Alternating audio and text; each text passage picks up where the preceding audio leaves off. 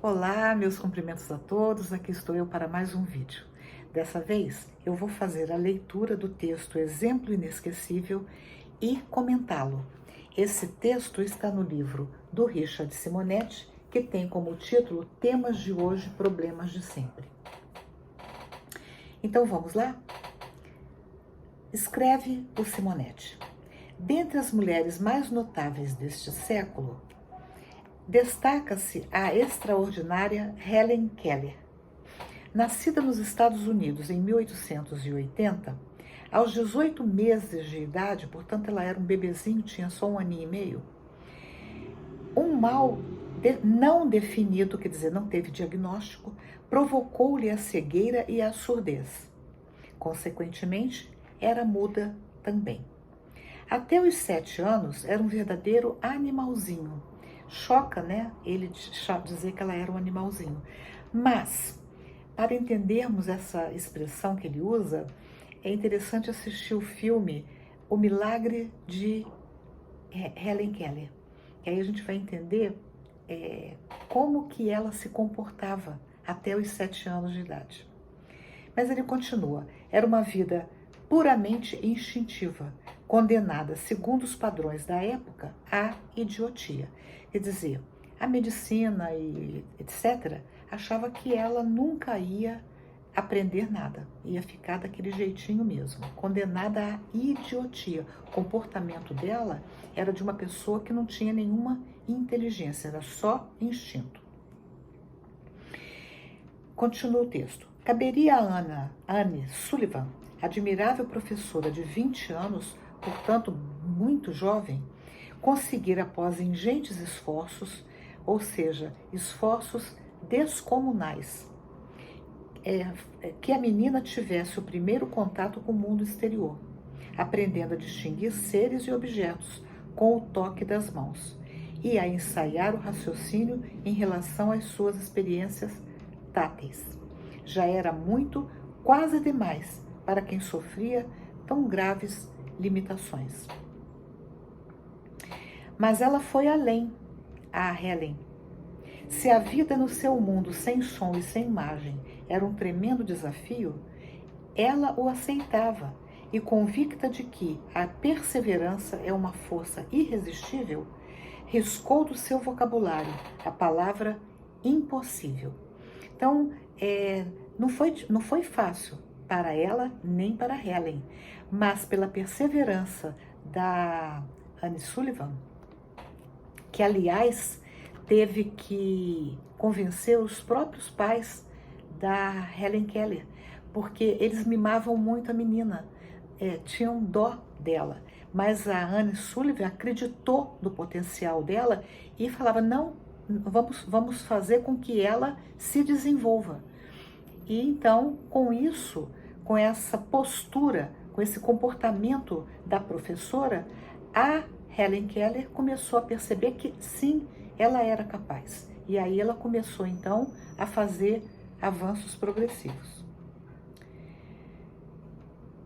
Continua o texto.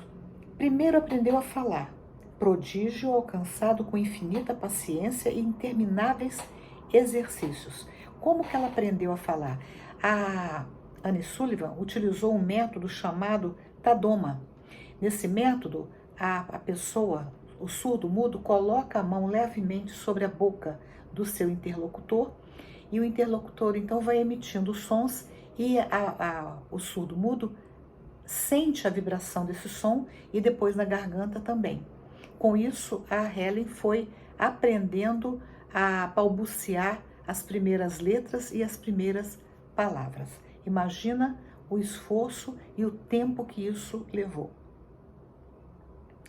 Continua o Simonetti. Que se saiba, foi a primeira pessoa que conseguiu articular palavras inteligíveis, sem nunca ter ouvido som algum.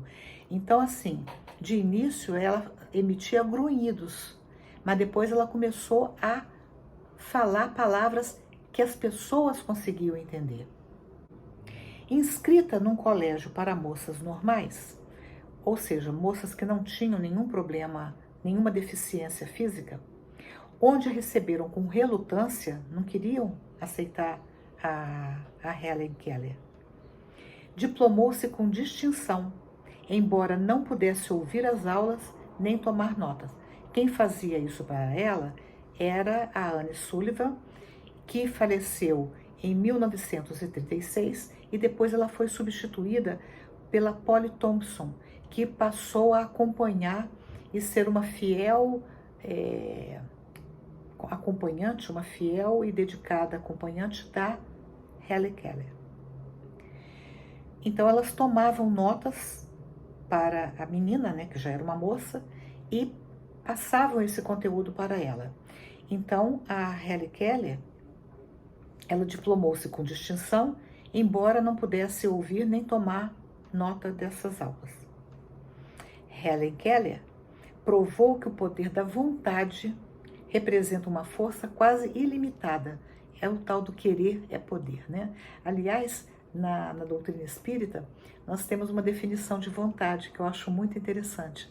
A vontade é o querer concretizado. Quer dizer, ele não é apenas um querer que hoje você quer, amanhã você não quer. Você quer e você faz aquilo acontecer. É o poder, é o querer concretizado. Então, ela conseguiu aprender muito no campo da geometria, da álgebra, das ciências físicas, da botânica, da zoologia e da filosofia.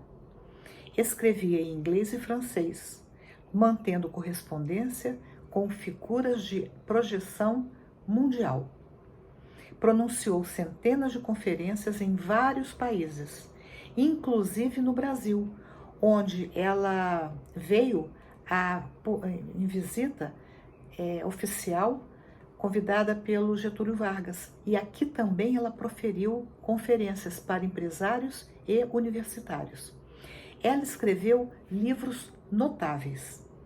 O mais extraordinário foi que ela superou os sentimentos de autocompaixão e crônica infelicidade, que caracterizam os espíritos fracos quando enfrentam suas provações, dedicando sua existência em favor dos cegos, surdos e mudos. Então, essa característica da Helen Keller é muito importante quando a gente vive num mundo em que as pessoas têm uma autopiedade, reclamam de tudo, colocam toda a responsabilidade do seu sofrimento nos outros. A Helen Keller desconhecia tudo isso. Ela enfrentou o seu problema, assumiu a sua condição e nunca desistiu. E nunca se deixou levar pela infelicidade. E olha que ela até poderia, né? Mas ela não, ela era feliz. Lá na frente, ela vai dizer que ela tinha momentos de tristeza, mas eram momentos, ela nunca se deixou abalar por essas situações. Diz ela na obra Minha Vida de Mulher, e ela tem outras obras, por exemplo, A Porta Aberta, Luz na Escuridão, Lutando contra as Trevas, Das Trevas para a Luz e etc. Mas vamos lá, continuando. Ela escreveu nessa obra Minha Vida de Mulher: ninguém pode saber melhor do que eu o que são as amarguras dos defeitos físicos. Não é verdade que eu nunca esteja triste, mas há muito resolvi não me queixar. Mesmo o ferido de morte, quer dizer, mesmo aquelas pessoas que estão desenganadas, deve esforçar-se por viver seus dias com alegria, por amor dos outros. Eis para que serve a religião. : inspirar-nos à luta até o fim, de ânimo forte e sorriso nos lábios. Aqui, com outras palavras, o que a Helen Keller está dizendo? Acabar com a própria vida? Jamais. Porque a vida, independentemente de como ela seja, ela sempre nos oferece oportunidade de aprendizagem. Então vamos aproveitar cada momento dessa vida. Nenhum sofrimento é suficiente para que a gente acabe com ela. Continua a Helen Keller na sua obra. Uma ambição eu tenho, : a de não me deixar abater. Para tanto, conto com a bênção do trabalho. Olha só, num mundo em que as pessoas estão achando que o trabalho é um sofrimento, A Helen Keller chama isso de bênção, chama o trabalho de bênção. O conforto da amizade e a fé inabalável, quer dizer, ela não tinha dúvida nenhuma nos altos desígnios de Deus. Ou seja, ela entendia que ela estava passando por uma situação decorrente dos desígnios de Deus. Helen Keller é o símbolo marcante do que podem realizar os que compreendem que a felicidade não está subordinada à satisfação dos nossos desejos diante da vida, mas ao desejo de compreendermos o que a vida espera de nós. Isso é muito bonito, né? Não é o que eu espero da vida, mas o que a vida espera de nós. Condenada a viver num silencioso mundo de trevas, trevas porque é um mundo de escuridão, ela não enxergava nada.